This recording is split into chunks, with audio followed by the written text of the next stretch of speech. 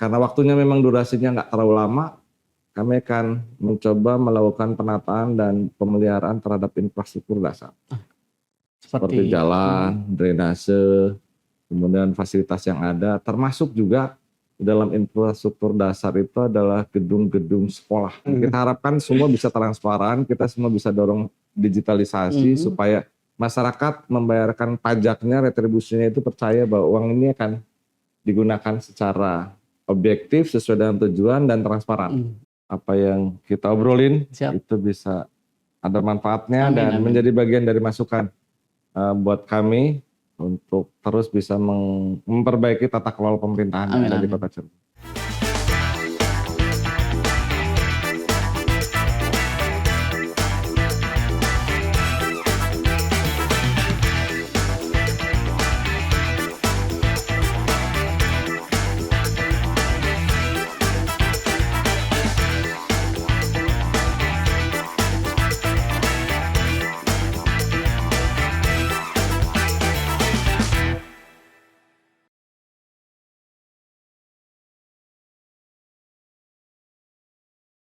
Tantangan berat dihadapi para pejabat kepala daerah di tahun politik ini dalam menjaga kondusivitas dan netralitas ASN ketika pemilu. Sehingga para pejabat diharapkan bisa menjalankan tugas dengan baik, dengan penuh integritas, transparansi, dan juga akuntabel. Tak hanya itu saja, pembenahan fasilitas umum seperti jalan rusak, pemberantasan kemiskinan, permasalahan banjir, dan masih banyak lagi. Kali ini sudah hadir PJ Wali Kota Cirebon, Bapak Agus Mulyadi. Selamat siang, Bapak. Selamat siang, Mas Dery. Terima kasih sudah mengundang. Alhamdulillah baik. Sama-sama, Bapak. Terima kasih juga sudah menyempatkan waktunya untuk hadir di sela-sela kesibukan yang sangat luar biasa ya, Pak, belakangan ini. Apalagi nih masuk tahun pemilu, tentunya Bapak udah semakin sibuk ya, Pak. Apalagi diamanahkan sebagai PJ Wali Kota dan harus meneruskan apa yang sudah dijalankan ya, Pak. Dan tentunya punya visi dan program yang baru untuk Kota Cirebon sendiri ya, Pak ya. Tapi untuk sebelum ke arah sana nih Pak. Siap. Dari mau tanya, mungkin sobat-sobat dialog juga di rumah pengen tahu nih Pak. Perjalanan karir Bapak kan sungguh luar biasa hingga saat ini nih Pak. Boleh nggak sedikit diceritakan perjalanan karir Bapak dari dulu hingga saat ini Pak? Kalau perjalanan karir saya memang kalau dihitung mulai dari saya mengabdi di pemerintah daerah Kota Cirebon ya.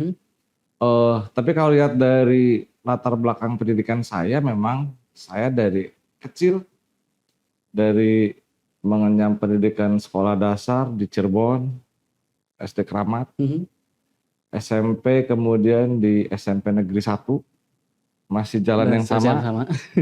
Kemudian SMA, saya di SMA Negeri 1 Cirebon. Pindah jalur. Kemudian dan alhamdulillah diberi amanah, kemudian ditugaskan terakhir menjadi sekretaris daerah dan diberi amanah menjadi pejabat wali kota Cirebon di jalan yang sama juga di Siliwangi. Dan kalau lihat dari proses perjalanan karir, memang saya memilih setelah lepas SMA itu ke Akademi Pemerintahan Dalam Negeri Bandung. Waktu itu sudah di Jatinangor selama 3 tahun dan kemudian memang Allah menakdirkan saya untuk kembali ke tempat di mana asal saya mendaftar, yaitu di Kota Cirebon. Mulai dari pemerintahan terendah di kelurahan. Sampai kemudian saya memang punya keinginan untuk terus belajar, untuk terus menimba ilmu, baik dalam bentuk pendidikan formal maupun juga informal, baik dalam pendidikan teknis maupun fungsional. Saya kemudian setelah lepas ditempatkan di Cirebon, 2 tahun kemudian saya mendaftar lagi ke Institut Ilmu Pemerintahan di lingkup Departemen Dalam Negeri namanya dulu di Jakarta selama 2 tahun, menyelesaikan S1 saya dan selesai tahun 96 kembali lagi ke Cirebon, tahun 97 lah mulai bekerja kembali, waktu itu di Dinas Kebersihan dan Pertamanan. Setelah itu tahun 2000 ada program beasiswa otonomi daerah. Saya kemudian mengambil lagi sekolah S2 di Magister Ekonomika Pembangunan, mengambil konsentrasi keuangan daerah di Universitas Gadjah Mada di Yogyakarta. Selesai 2022, kemudian saya mulai dari Kasubag, kemudian lama saya di rumah sakit.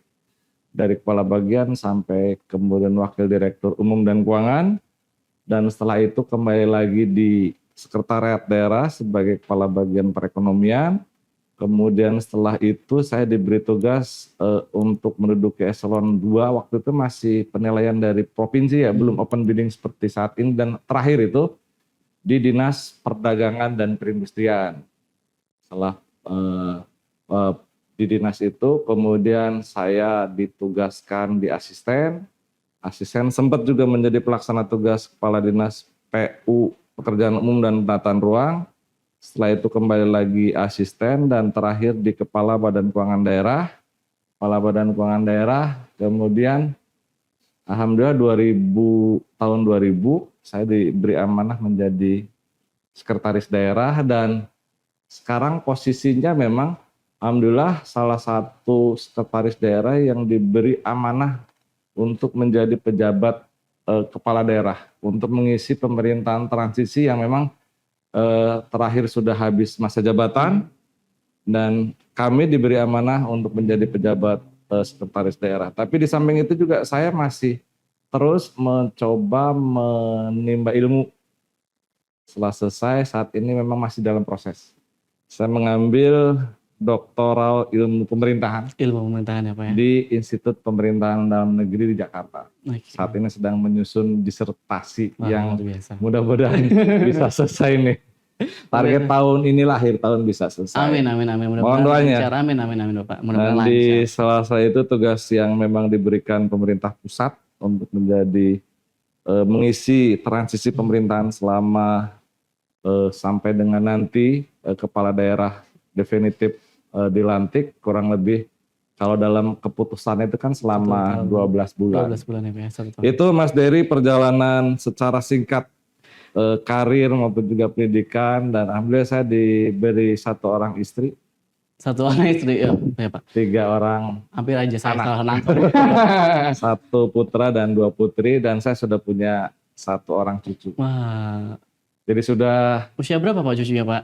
8 bulan. Wah, masih lucu-lucunya Pak Lagi ya. lucu, cuma jauh di Kuala Lumpur. Wah, sayang sekali. Tapi Itu sering Mas video call ya, keluarga Pak. dan sekilas perjalanan karir, sehingga dari pemerintahan terendah di kelurahan sampai kemudian menjadi jabatan tertinggi di ASN di lingkup pemerintah kabupaten kota ya, sampai jenjang sekretaris daerah, itu kan jabatan struktural tertinggi yang bisa diraih oleh ASN. Kalau mau lebih tinggi lagi ya harus loncat. Loncatnya agak jauh juga ya Pak ya. Loncat ke provinsi atau ke pemerintah pusat gitu. Ya, Bapak, dari tadi mendengar penjelasan Bapak tentang karir pendidikan itu sangat luar biasa dan nggak mudah ya Pak ya. Alhamdulillah. Sampai detik ini pun nggak mudah ada di posisi sekarang, terus juga Bapak juga akhirnya sekarang ada di posisi sekarang dan memutuskan untuk menimba ilmu lagi tuh menurut diri keputusan sangat luar biasa Pak. Apalagi fokusnya ini udah langsung ke ilmu pemerintahan nih Pak. Ya memang. Emang itu tugas Bapak yang iya, sekarang ya Pak ya? iya. Jadi sambil melihat teori dan juga sambil mengimplementasikan. Betul, sepakat Bapak. Tapi Pak sebetulnya apakah posisi Bapak sekarang itu menjadi cita-cita Bapak dulu Pak? Saat kecil, oh saya mau jadi sekarang nih posisi sekarang ini atau memang Enggak, nggak saya ada? dulu mau jadi tentara. Oh ya malah jadi tentara Pak? Saya mau jadi tentara tapi nggak kesampaian, jadi masuknya ke sipil. Gak kesampaian, apa kendalanya Pak? Akhirnya Bapak Ya nggak karena kesampaian saya atau- nggak lulus. Oh nggak lulus? Saya nggak lulus waktu itu mau masuk Akabri, tapi tidak lulus, dipantuhir saya nggak lulus. Berapa kali coba Pak? 1 kali. 1 kali aja. Tahun berikutnya saya coba lagi, tapi sudah sebagai sudah sebagai peraja di KPDN. Saya minta restu dari ayah saya untuk kemudian saya diizinkan untuk melanjutkan kembali cita-cita yang tertunda. Tapi kan sudah dari sisi kesiapan fisik, kesiapan mental kan ditempa di APDN, sehingga saya ingin mencoba kembali. Tapi amanat ayah saya almarhum sudah apa yang diperoleh saat ini, itulah yang Harus kamu dijalani. seriusi Oke. jalani. Sehingga kemudian ya alhamdulillah memang amanah nasihat orang tua itu mungkin saya pikir itulah yang terbaik yang bisa kita jalani.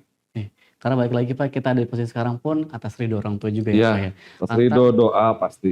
Lantas apakah hal tersebut menjadi motivasi Bapak atau memang ada motivasi lain nih Pak dalam berkarir Bapak nih? Ya kemudian setelah saya memutuskan untuk memang memilih profesi, karena kalau sudah masuk APDN kan pasti Arahnya jelas ya Pak. outputnya lulusannya adalah menjadi bagian dari pemerintah, Betul, baik betul. di pemerintah daerah maupun juga pemerintah pusat kan, Betul. yang artinya di lingkup pemerintahan.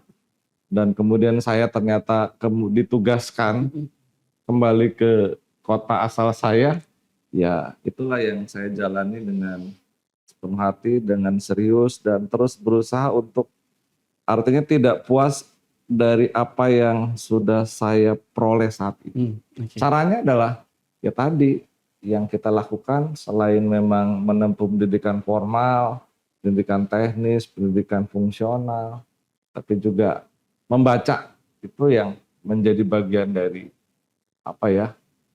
kata kunci kita, karena di dunia ini kan nggak ada yang sifatnya abadi, semua berubah, dan perubahan itu kita bisa belajar dari orang yang sudah menulis, dari biografi orang yang memang kita anggap sudah punya keberhasilan, pengalaman yang dituangkan dalam buku. Ya kuncinya di membaca itu kita bisa memahami dunia. Karena buku itu kan jendelanya dunia. Sepakat sih Pak, makanya kamu bisa ini, bisa itu, ya sama kita di bidang jurnalistik kan ya Pak, gimana caranya biar bisa nulis? Ya baca. Karena pemilihan diksi, pemilihan sudut pandang, musik, dan kita mau ke arah mana itu karena kita rajin membaca ya Pak ya. Siap, sepakat Mas Dery. Ya kan Pak, makanya Bapak sekarang ambil sekolah lagi nih Pak. Ambil sekolah lagi. Karena orang juga mau cari apa lagi kan gitu. Sudah sampai jabatan karir puncak kok masih sekolah, karena memang sekolah itu bagian dari upaya kita untuk mengasah kemampuan untuk menganalisis permasalahan. Betul. Semakin tajam kita menganalisis permasalahan dari data dan informasi yang kita miliki sekarang, kan data informasi kan sangat mudah. Betul. Tapi kalau nggak punya daya analisis, bagaimana kemudian kita bisa menganalisis sebuah permasalahan? Malah nanti pengambilan keputusannya yang salah ya Pak, ya? Kurang tepat ya Pak nantinya. Termasuk juga pandangan-pandangan dari rekan-rekan itu yang bisa jadi bahan pertimbangan, dan kadang-kadang itu juga harus dikelola dengan cepat Mas Dery. Karena situasi mendorong kita untuk bisa berpikir cepat dan tepat ya Pak ya. Kadang-kadang kalau kita kehilangan momen juga kadang-kadang hasilnya kurang optimal lah. Betul. Ini mungkin yang saya rasakan bagian dari upaya peningkatan itu adalah kemampuan untuk bisa melihat, membaca, menginventarisir permasalahan, menganalisis dengan data dan informasi yang ada, kemudian mengambil keputusan. Apakah dengan bersekolah ini itu menjadi strategi Bapak untuk bekal Bapak untuk memimpin Kota Cirebon Pak dalam masa transisi ini gitu? Lantas kira apa aja sih Pak yang sudah Bapak terima nih selama masa jabatan kurang lebih 1 tahun berarti ya kan, 2003-2024 ya? 1 tahun. Kurang lebih 1 bulan 1 ini. bulan. Apa saja nih Pak yang sudah Bapak terima aspirasi dari masyarakat? Ya sebetulnya kan saya sudah memulai karir itu dari tingkatan pemerintah terendah sampai dengan jabatan tertinggi sebagai sekretaris daerah. Sekretaris daerah itu kan sudah banyak yang bisa kami gali dari sisi tugas fungsi, dari sisi interaksi komunikasi dengan seluruh pihak, seluruh stakeholder. Kata kuncinya memang adalah bagaimana kemudian kita bisa membangun komunikasi dengan baik. Betul. Dan kemudian begitu diberi amanah menjadi pejabat wali kota, rasanya memang tidak perlu ada adaptasi lagi, karena selama ini memang tugas sekretaris daerah itu kan dengan segala aktivitasnya, sekda itu udah banyak ketua tim lah. Ya dari TAPD, TKPRD, TPID, TP2DD, TPKAD, banyak tim. Yang itu kemudian banyak hal yang menjadi bekal kami, baik dari sisi tugas fungsi, keilmuan maupun juga interaksi dengan para pihak, itu yang rasanya secara otomatis menjadi bekal saya untuk menjalankan amanah yang tentunya tanggung jawabnya akan lebih berat. Betul. Kalau dulu sekda masih punya alasan, masih ada yang lebih atas lagi. Sekarang nggak bisa Mas Dery, semuanya harus dari informasi yang ada semua yang kemudian masuk, ya saya harus memutuskan karena kebijakan publik itu baik diambil maupun tidak diambil itu kan bagian dari kebijakan. Betul. Tapi setiap kebijakan itu pasti punya resiko. Ya, jelas Pak. Dan resiko itu yang kita bisa ambil yang nilai kemanfaatannya itu lebih banyak daripada nilai kemudaratan. Nah, yang ini yang harus dianalisa itu tadi ya Pak. iya, Ya? itu Bagaimana dengan caranya keilmuan. menganalisa dengan keilmuan dalam waktu yang singkat. Ya, Ini dengan memang data yang ada, kemampuan analisis yang kita miliki tadi, dengan sekolah, dengan pengalaman itu yang kemudian mengasah. itu yang agak sulit ya Pak. PR-nya di situ ya Pak ya. Waktulah yang kemudian menempa kita ya dengan segala pengalaman, dengan segala problematika, interaksi dengan segala macam orang, segala macam kepentingan itu. Kemudian kita bisa ngambil ruang-ruang mana nih yang bisa kita bisa isi ya Pak isi. Tapi semua walaupun tidak secara keseluruhan terfasilitasi, terakomodir, tapi minimal ada ruang yang bisa diberikan gitu. Kan untuk bisa semua mengakomodir semua kepentingan rasanya tidak mungkin. Tidak mungkin lah. Tidak Berat, mungkin lah Pak, berat. berat agak sulit itu ya Pak ya. betul. Bapak tadi kan perjalanan kalian dari kelurahan dan lain sebagainya, Bapak mulai dari tingkat yang paling rendah, itu pula yang dari tampung nih di beberapa komentar yang masuk di Instagram kami Pak, menyatakan bahwa masyarakat tuh punya harapan yang lebih terhadap Bapak karena merasa Bapak itu berasal dari birokrat, yang artinya Bapak sudah tahu betul nih kondisi pemerintahan dan juga eksekutif gitu. Insya Allah Mas. Gitu. Nah jadi aku pengen tahu nih Pak, mungkin Sobat Dialog juga pengen tahu di rumah program apa sih Pak atau prioritas apa sih yang akan Bapak laksanakan untuk membangun nih tahun 2024? Untuk mengisi melaksanakan tugas sebagai pejabat ini ya. Betul. Pertama yang disampaikan oleh Pak pejabat gubernur pada saat pelantikan dan juga menjadi tugas pejabat kepala daerah di masa transisi sesuai dengan ketentuan regulasi yang ada. Itu yang pertama yang disampaikan Pak PJ Gubernur adalah kami diharapkan untuk bisa mengendalikan inflasi. Karena itu kan berkaitan dengan kemampuan daya beli masyarakat. Kemudian ketersediaan pasokan terutama kebutuhan pokok masyarakat, harga yang terjangkau. Itu yang menjadi PR kami dan tiap 3 bulan ini kami dievaluasi oleh pemerintah pusat. Dengan bahan-bahan yang ada, dengan indikator yang ada, dengan apa yang sudah kita lakukan. Kemudian yang kedua, mengantisipasi musim hujan nih. Baik dari kondisi banjir, bencana alam yang mudah-mudahan Cirebon aman, terhindar. Walaupun kemarin ada gempa di Sumedang. Kita berikan empati, berikan dukungan pada saudara-saudara kita di Sumedang. Kemudian yang ketiga adalah fasilitasi pelaksanaan pemilu. Baik pileg, pilpres yang akan sebentar lagi kita hadapi maupun juga nanti pilkada. Itu yang tugas secara eksplisit yang disampaikan oleh pejabat gubernur mewakili pemerintah pusat kan karena kapasitas.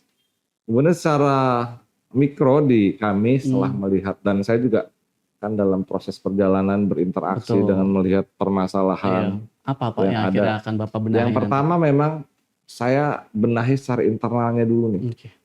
Secara internal manajemen ASN kita coba benahi dengan penerapan sistem merit, sistem yang berdasarkan kinerja. Jadi seseorang ditempatkan itu harus berdasarkan kinerja yang dia sudah lakukan. Kita akan terapkan mulai Januari ini. Semua teman-teman beberapa kali juga kita undang bahwa ke depan memang penempatan pegawai, apalagi yang menyangkut masalah pejabat itu ukurannya sudah jelas. Berdasarkan kinerja, berdasarkan kapasitas, berdasarkan kompetensi yang ada di masing-masing dan semua di lomba berdasarkan eviden yang dimiliki, bukan istilahnya jare gitu, semua ada dibuktikan kan kita lakukan di dalam sistem. Kemudian yang kedua, Undang-Undang 1 2022 ini kan mengenai hubungan keuangan pemerintah pusat daerah itu kan diterjemahkan ke kami termasuk juga peraturan daerah, pajak dan retribusi daerah. Itu menjadi momentum kita untuk meningkatkan pendapatan asli daerah. Karena kalau nggak ada uang kan pembangunan juga tidak bisa dilaksanakan. Nggak bisa dilaksanakan. Kita harapkan semua bisa transparan, kita semua bisa dorong digitalisasi supaya masyarakat membayarkan pajaknya, retribusinya itu percaya bahwa uang ini akan digunakan secara objektif, sesuai dengan tujuan, dan transparan. Oke. Dan yang terakhir, karena waktunya memang durasinya nggak terlalu lama, kami akan mencoba melakukan penataan dan pemeliharaan terhadap infrastruktur dasar. Seperti jalan, drainase, kemudian fasilitas yang ada, termasuk juga di dalam infrastruktur dasar itu adalah gedung-gedung sekolah. Ada apa dengan gedung sekolah ini, Pak? Gedung-gedung sekolah kita pada kondisi beberapa yang memprihatinkan. Oke. Di Kota Cirebon itu ya, Di Pak? Kota Cirebon. Sehingga di samping pemeliharaan jalan yang kita dorong teman-teman PU dan saya lihat sudah mulai berjalan di akhir tahun kemarin. Tapi kita harapkan memang bisa akselerasi itu karena kita sudah masuk musim penghujan, jangan sampai ada korban karena kalau sudah hujan kan jalan nih yang berlubang nih tertutup. Betul, Sehingga tidak terjadi terlihat, Pak. kecelakaan. Betul. Kita dorong untuk segera tetap terus berjalan. Saya dapat laporan beberapa di Sutowinangun yang jadi keluhan masyarakat dari kabupaten masuk Masuk kota itu. betul. Kemudian di Pekiringan, Pak. Pekiringan, di Sering Garuda sudah jalan. Garuda sudah jalan, di mana lagi yang memang sudah berjalan, dan kita dorong itu teman-teman untuk akselerasi perbaikan dan pemeliharaan infrastruktur dasar, termasuk juga drainase untuk Iya. menghadapi musim penghujan nanti ya, Pak, menghadapi ya? sudah Sudah masuk sampai, musim tapi penghujan, alhamdulillah betul.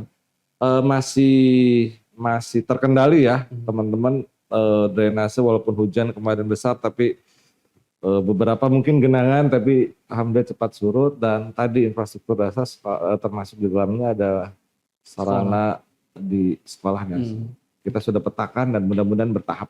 Itu Mas Dery, waktunya pendek tapi mudah-mudahan 1 tahun ini kami bisa memberikan fondasi yang kuat untuk pemerintahan selanjutnya. Karena kita tidak punya visi misi, semuanya sudah ada di dalam dokumen perencanaan untuk masa transisi ini tercantum di dalam rencana pembangunan daerah 2024 sampai 2026. Dan 2024 sudah nih, tinggal eksekusi. 2025 sudah kita masuk tahun perencanaan. Dan kita harapkan tahun perencanaan itu mengacu pada RPD yang sudah disusun, indikator-indikatornya. Jadi teman-teman perangkat daerah, termasuk di dalamnya kemiskinan, stunting, IPM, pengangguran terbuka, itu ada di situ. Dan mengacunya memang harus semua tercover oleh tugas dan fungsi perangkat daerah. Jadi teman-teman, kemarin kita sudah lakukan penandatanganan fakta integritas dan perjanjian kinerja, karena itulah yang akan kita gunakan sebagai penilaian teman-teman untuk bisa melakukan tugasnya. Jadi nanti ke depan tidak ada lagi orang yang harus suka tidak suka dengan pejabat wali kota yang kemudian harus digeser. Semuanya berdasarkan ukuran kinerja yang sudah ditandatangani bersama. Dan tahun 2024 ini kan sudah jalan nih, kita sudah mempersiapkan. Dan jangan sampai pekerjaan-pekerjaan yang memang sudah tercantum dalam APBD ini harus diselesaikan di akhir tahun, seperti yang sudah berjalan. Akhir tahun tuh selalu numpuk ya Pak. Jadi kalau memang sudah ada programnya, sudah ada jadwalnya, sudah prioritasnya, mohon untuk bisa dilaksanakan. Sehingga pada akhir tahun ya semua sudah selesai. Di pertengahan tahun juga kalau misalnya memang sudah ada program ya bisa diselesaikan. Iya. Kalau ngomongin Cirebon tuh Pak, banyak sekali ya Pak ya, baik kelebihan dan kekurangan yang termasuk kayak tadi yang Bapak sebutkan bahwa permasalahan stunting, jalan rusak, drainase. Ini sudah banyak digaungkan lah, maksudnya banyak masyarakat juga yang mengeluhkan itu Pak. Ya mudah-mudahan tadi program atau fokus Bapak bisa terlaksana gitu Pak. Kalau kita bahas kekurangan ya sudah lah Pak ya, itu kalau ngomongin kekurangan Mas semua udah pasti. Dan kita sedang secara bertahap ada kesana ya Pak, memperbaiki itu ya Pak. Karena itu yang terlihat sekali oleh masyarakat selain yang non fisik seperti stunting, kemiskinan, itu. Ya itu banyak banget di Instagram kami itu jalan di sini Min, jalan di sini, itu kan banyak sekali kan. Kita juga dapat langsung informasi, ya kita tindak lanjuti, teman-teman di PU sudah bergerak, tapi kita juga minta terima kasih sudah berjalan, tapi saya tetap minta akselerasi. Untuk setiap ada keluhan dari masyarakat itu bisa responsif dan tindak lanjut. Itu pun tadi menyinggung terkait SDM ya Pak, kemarin sudah dibahas dengan Pak Agus juga, Bapak Kepala Bapeda bahwa sekarang tuh udah melakukan melalui sistem ya Pak. Ya, Jadi merit akhirnya system. lebih transparansi dan memang tepat sasaran. Karena aku pun menilai bahwa SDM yang tepat ya harus ada di posisi yang tepat juga gitu Betul. loh. Supaya bisa mendorong kinerja yang lebih optimal kan gitu Mas Dery. Sekarang Pak kita ngomongin potensi lah Pak. Tadi kalau misalkan keluhan-keluhan tuh udah pasti banyak dan Bapak tentunya mendengar itu dan akan segera memperbaiki apa yang bisa Siap, Bapak insya Allah. perbaiki gitu kan ya Pak. Kita ngomongin potensi Pak. Kemarin juga sempat dibahas bersama Pak Agus itu pemerintah kota itu anggaran itu masih banyak persentasenya dari dana transfer Pak. Betul. Nah itu bagaimana Pak nih untuk lebih untuk meningkatkan itu gitu Pak. Jadi kita tuh kemarin beliau menyampaikan kita akan berusaha untuk tidak bergantung pada transfer tersebut gitu loh Pak. Ini apa sih Pak yang akan Bapak lakukan Pak? Kita lihat ya Pak ya, di Cirebon tuh ada kuliner ya Pak.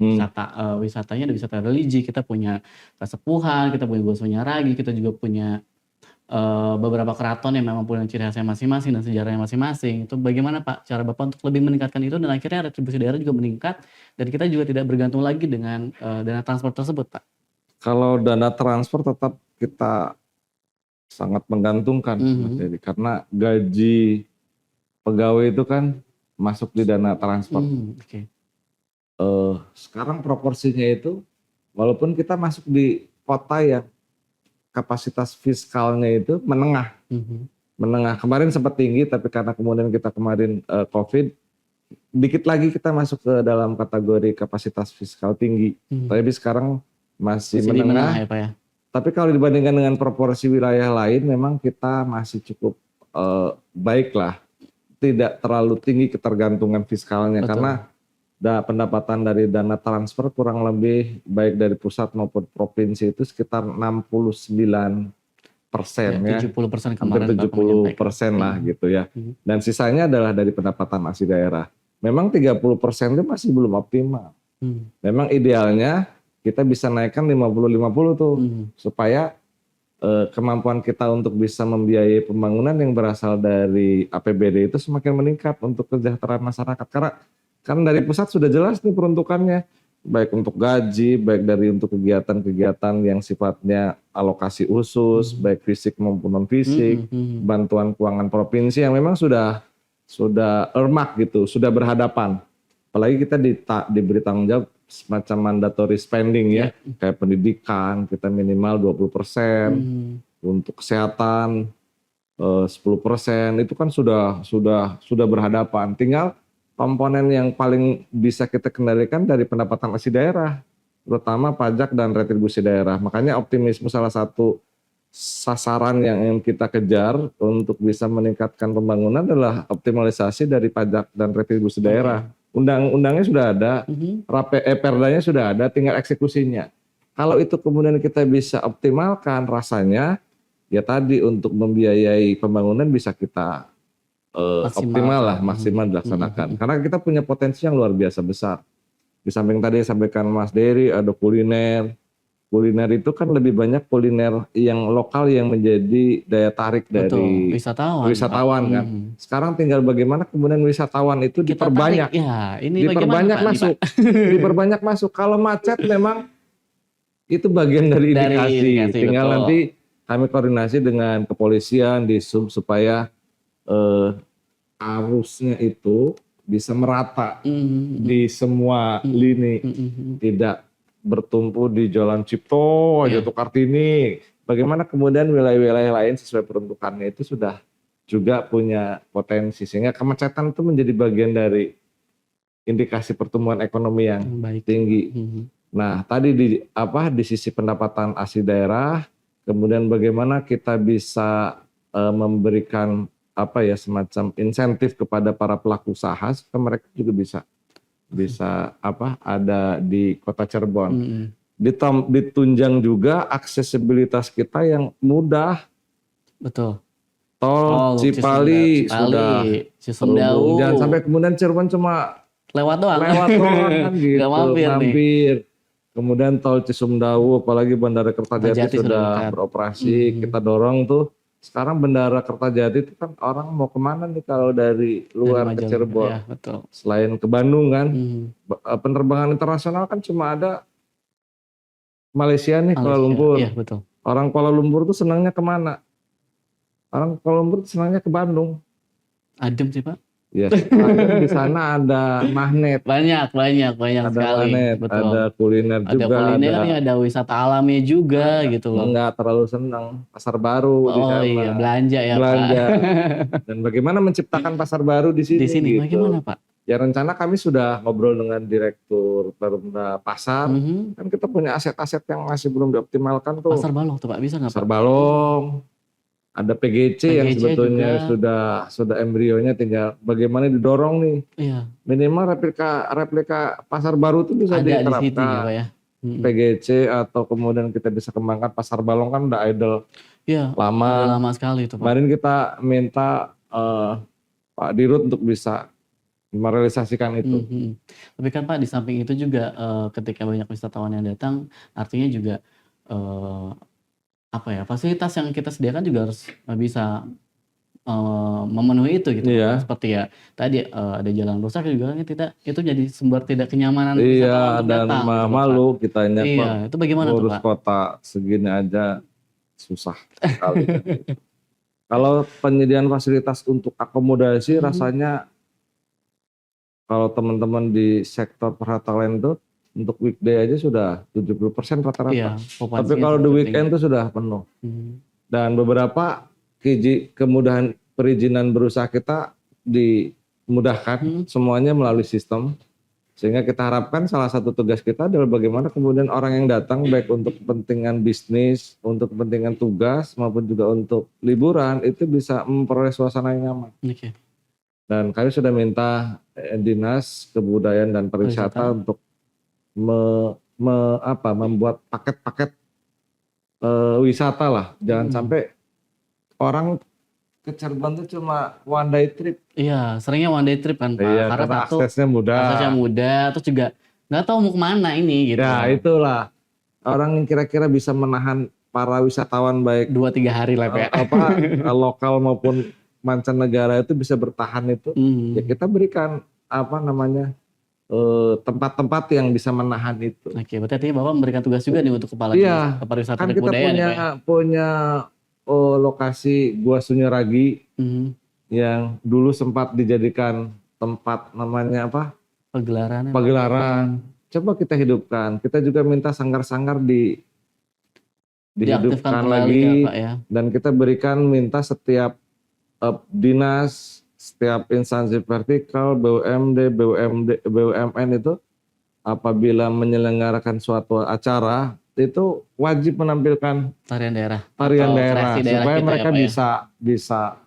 bisa punya job ya. Kalau job itu kan ada penghasilan. Penghasilan, betul. Dan alhamdulillah sudah berjalan, termasuk di hotel-hotel juga kita minta produk-produk UMKM kita juga bisa ditampilkan, kesenian tradisional bisa ditampilkan, dan kita sudah membuat mall UKM yang ada di Cipto. Cipto itu. Semua kegiatan hasil produksi dari UKM kita tampilkan di situ. Dan alhamdulillah saya tantang jangan buka jam kerja. Di luar jam kerja juga ya Pak. Kalau buka jam kerja sih hanya sebatas Formalitas Pak jadi. pegawai saja, tapi kan justru malah di Sabtu Minggu yang ini wisatawan rame gitu. Dan itu sudah dilaksanakan oleh Kepala Dinas Pak Iing ya Pak ya. UKM ya Pak Iing. Itu Mas Dery, mudah-mudahan mohon doanya banyak yang harus kita selesaikan.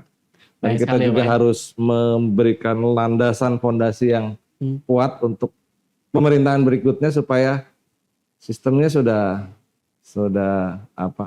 optimal. Oke, bagaimana tinggal Termasuk eksekusinya aja Pak ya. bagaimana menjaga pemilu ini bisa. Kalau di Jabar itu Pak PJ Gubernur sudah menerapkan Jabar Anteng namanya. Kalau kita apa Pak? Bapak Sama aja. Barangkali kita ada yang lain itu Pak selain Jabar Anteng. Bapak, tadi kan kita ngomongin banyak sekali nih Pak program-program atau misalnya langkah-langkah yang akan Bapak kerjakan, termasuk dengan tadi dinas-dinas terkait itu. Nah ini bagaimana sih Pak untuk menyatukannya, untuk berkolaborasinya nih Pak dengan stakeholder terkait, akhirnya bisa sama-sama membangun Kota Cirebon Pak? Yang pertama saya mengambil langkah di kambingnya dulu yang dirapatkan barisan. Di tubuh pemerintah daerahnya dulu yang kita konsolidasikan. Setelah saya sudah melihat teman-teman sudah punya niat untuk bisa sama-sama menuju satu tujuan. Dan baru kemudian ya sebetulnya bagian dari kata kunci adalah komunikasi. Kita coba melakukan, sudah dilakukan sebetulnya dengan melibatkan semua pihak yang disebut dengan pentahelik ya Mas Diri ya. Ada akademisi, kita punya forum kelitbangan. Di Bapeda itu, Bapelitbangda ada forum kelitbangan yang merupakan bagian dari akademisi. Kalau pemerintah itu sendiri, kemudian komunitas, masyarakat diikut sertakan, dunia usaha, dan yang paling penting adalah semuanya penting dan corongnya adalah sebagai mitra adalah media. Itu yang pentahelik yang kita coba bangun. Ya rasanya mudah-mudahan walaupun belum sempurna, kita sudah lakukan banyak gitu ya dengan teman-teman media, kolaborasi, kegiatan, termasuk ya kami datang hari ini juga bagian dari Kolaborasi itu kolaborasi pentahelik itu, karena unsurnya adalah media itu Mas Dery. Iya, itu media tuh menjadi salah satu peran penting juga ya Pak ya untuk menyampaikan visi misi atau program-program dari pemerintah kepada masyarakat ya Pak. Karena kan mungkin juga langsung dan rasanya saya sih selalu menemui teman-teman media lah, itu makanya wartawannya. Bapak tuh menjadi favoritnya kami Pak sebetulnya. Kalau ketemu Bapak tuh apapun Bapak bisa jawab, apapun kita bertanya Bapak jawab. Makanya Bapak jadi favorit kita Pak. Oh gitu, alhamdulillah. Jadi favorit kita banget gitu. Jadi mudah-mudahan apa yang tadi Bapak jabarkan bisa terlaksana satu demi satu ya Pak. Amin, amin. Mohon doa, dukungan dan juga koreksi lah dari media. Saya juga namanya manusia Mas Dery ya. Bapak. Ya kalau ada salah ya diingetin gitu. Toel aja, iya. Bapak nggak apa-apa kalau nanti kita toel ya Pak ya. Toel.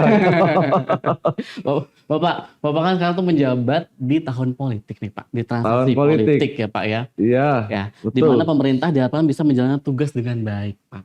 Dan penuh integritas, transparansi, akuntabel nih. Apa aja sih Pak tantangan yang ada nih Pak yang Bapak hadapi sekarang? Karena kan sekarang kalau ngomongin politik kan banyak kepentingan nih Pak. Kita ngomongin kan.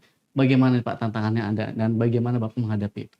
Yang pertama adalah memang betul tahun 2023 dan sekarang kita masuk 2024 memang tahun politik. Tetapi nggak bisa lepas dari 2023 yang lalu. Saya bedakan peran dan fungsi dari pemerintah daerah untuk bisa tadi memberikan fasilitasi terhadap penyelenggaraan pemilu ini, baik yang di waktu dekat kan pemilihan legislatif dan presiden. Walaupun itu sudah menjadi ranahnya pemerintah pusat dengan organ-organ yang ada di bawah, BKPU, Bawaslu, TNI, Polri, tapi peran pemerintah daerah tetap fasilitasi. Salah satunya adalah ya tadi kebutuhan SDM, baik di PPK, di Panwascam, di PPS, dan kita fasilitasi pembentukan sampai ke tingkat KPPS, termasuk dukungan tenaga SDM yang diperlukan untuk itu, kita fasilitasi.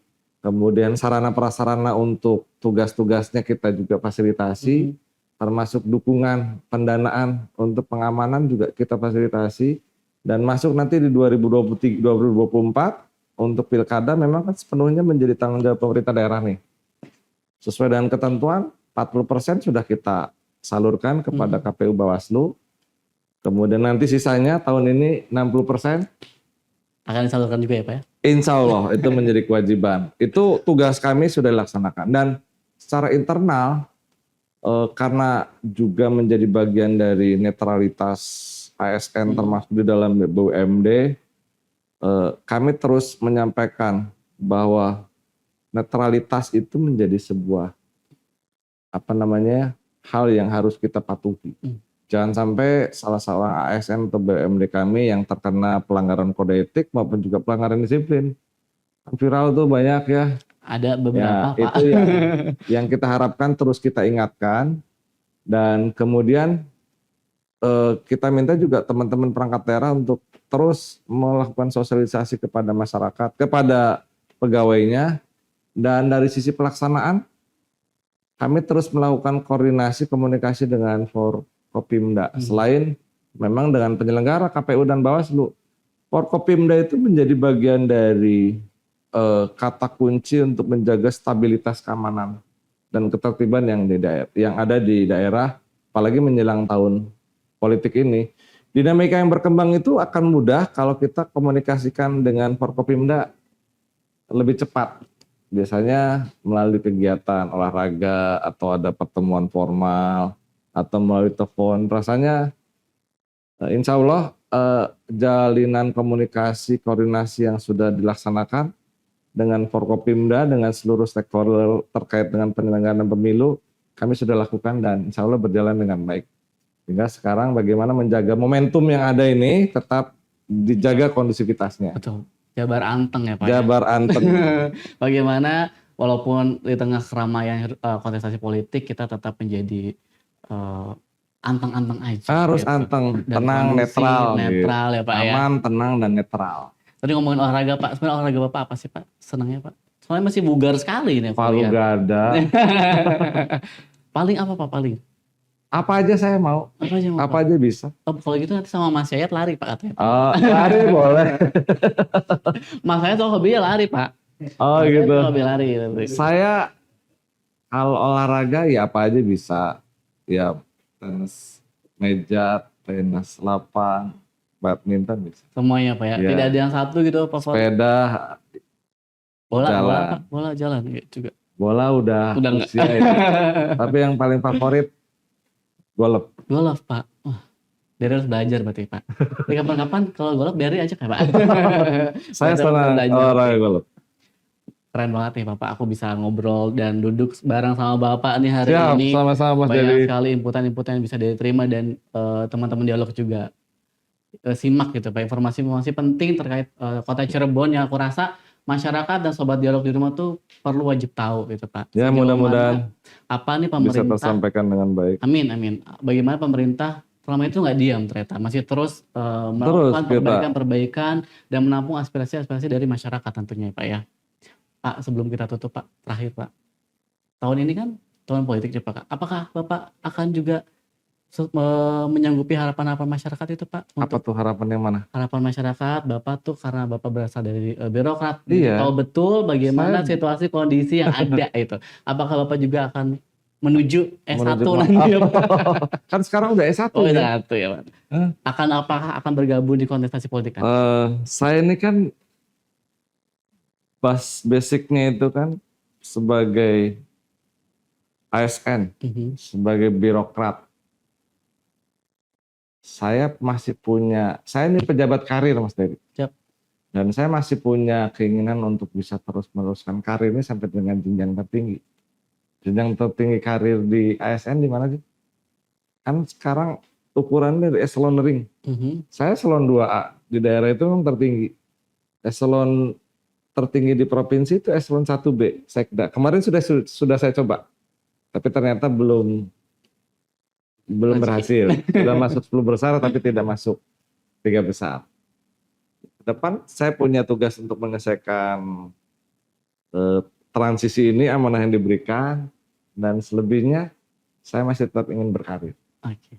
Ingin terus berkarir ya Pak ya? Ingin terus berkarir. Oke, mari kita lihat apakah Bapak karir sampai mana, kita akan terus kawal di perjalanan Siap, Bapak. terima kasih. Mohon kawal, dukung, dan ya towel lah kalau Iya, siap. rada menceng-menceng Ya, gitu. nanti Mas Jadi Yayat ya jangan sama Noel, Pak. teman-teman dia. Nanti Mas Yayat jangan Noel katanya Pak. Siap. Ada Mas Sakti juga nih, Mas Sakti. Bapak tuh favoritnya Mas Sakti loh Pak. Di lapangan nih Pak. Hah? Favoritnya Mas Sakti loh. Favorit. Bapak terima kasih Siap, banyak. Mas sudah Dedi, hadir di semuanya dialog. teman-teman sudah memberikan ruang untuk bisa ngobrol ya. Betul, sama-sama Pak. Ngobrol. Kita nggak cuma hari ini Pak, mudah-mudahan bisa ngobrol Siap, lagi di lagi kesempatannya Pak. Insya Nanti Allah, insya Allah. Bapak kesini mungkin nanti dari main ke kantor boleh Pak? Boleh kalau perlu di sana, di ruangan, biar podcastnya Siap. suasana di. Agendakan ya, Pak, ya? Ya, Nanti izin Pak Yoga, izin. Baik, terima kasih Bapak, teman-teman dialog yang sudah menyaksikan Hanya Talk Show kali ini. Luar biasa sekali kita bersama Bapak PJ Wali Kota Cirebon. Siap. Mudah-mudahan apa yang disampaikan beliau bisa terlaksana dengan baik. Itu juga tak lepas dari dukungan masyarakat juga tentunya ya Pak ya. siap. Jadi kita di sini teman-teman memberikan masukannya, nanti dari pihak pemerintah juga akan mencoba untuk menyerap aspirasi dari teman-teman. Dan mudah-mudahan menindaklanjutinya. bisa Mas Ferry, ya. ditindaklanjuti dengan cepat. Jadi mohon doa dan dukungannya juga buat teman-teman semua. Kita harus bekerja bersama gitu. kita tidak bisa sendiri, kita harus bekerja bersama untuk pembangunan kota Cirebon itu sendiri ya Pak ya. Siap, betul, Tadi betul. aku sedikit tarik garis merah yang paling penting yang Bapak sampaikan adalah komunikasi ya Pak. Ya. Komunikasi itu penting nggak cuma kita dengan teman, kita dengan pasangan, tapi komunikasi itu penting di mana-mana. Jadi kayak ketika memang komunikasi ini terputus atau tidak berjalan dengan baik, maka sistem yang ada pun akan tidak berjalan juga ya Pak Betul. ya. Terima Sepakat. kasih Bapak sekali lagi sudah menyiapkan waktunya Siap. untuk hadir. Terima kasih Mas Dery dan juga untuk pemirsa hanya Talk show Pak, talk show dari Dialog Cirebon. Cirebon. Mudah-mudahan apa yang kita obrolin Siap. itu bisa ada manfaatnya Amin, dan amin. menjadi bagian dari masukan buat kami untuk terus bisa memperbaiki tata kelola pemerintahan yang Amin, ada di amin. Kota Cirebon. Untuk itu buat teman-teman semua juga yang memang punya aspirasi atau ingin menyampaikan sesuatu, boleh tuh kalau komentar kita, nanti kita akan coba sampaikan ke Bapak ya Pak ya. Siap, Izin siap. boleh ya Dengan Pak ya. senang hati, dengan senang hati Mas Dery. Oke, terima kasih banyak semuanya untuk sudah menonton kami. Jangan lupa like, comment, dan subscribe Dialog Cirebon Media, dan tetap saksikan Hanya Talk Show. Hanya di sini bisa ngobrolin apa aja.